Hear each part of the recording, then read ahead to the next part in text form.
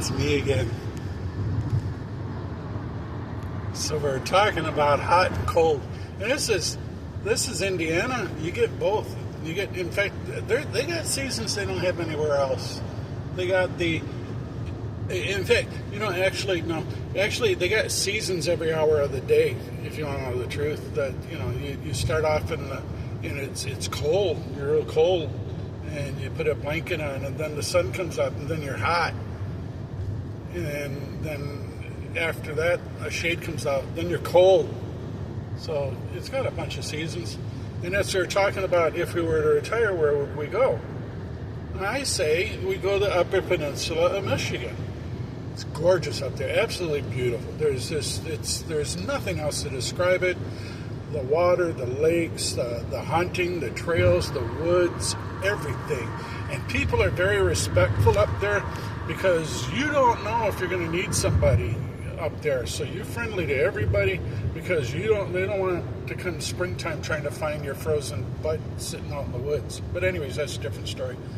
So anyways, she wants to stay down here or go south where it's hot. It's hot, whereas upper Michigan, it's cold. And I say that there's different degrees of hot. You got your muggy hot, you got your dry hot, you got your frickin' hot, you got the hotter than hell, you got all the different variations of hot. It's just hot, and there's different hot, and you sweat. And then it is, depending on the heat, how much sweat you got and how bad you smell. That's summer. That's down south. Now in Michigan, up in the Upper Peninsula, it's just cold. It's just cold. 30 degree cold is the same as minus 30 degree cold. They're both cold. That's just it. It's cold.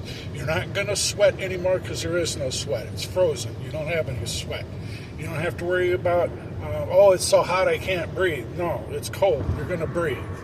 You're going to take deep breaths, actually, if you want to know the truth. You're going to breathe better because there's no pollen or anything because it's frozen. It's stuck on the ground, so it's not coming up.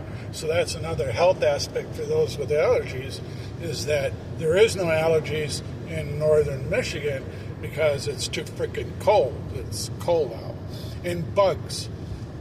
They have some bugs in the summertime, but summer's only like for a few weeks, so it really doesn't matter. The rest of the time it's cold. So I say we go to Michigan where it's healthier for you. You can breathe better. You're not going to get ate up with bugs all the time. The people are much more friendlier up there. The water's cleaner. It's clearer because most of the time it's ice, and then you just thaw it out and it's water again. So it's good for science.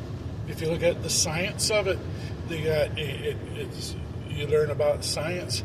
And if you're into natural stuff, it's survival. You got to learn how to survive up there. It's not like you just walk down the street, because sometimes down the street, the road is actually under like 8 feet of snow. So you'll have to figure out how to walk down the road.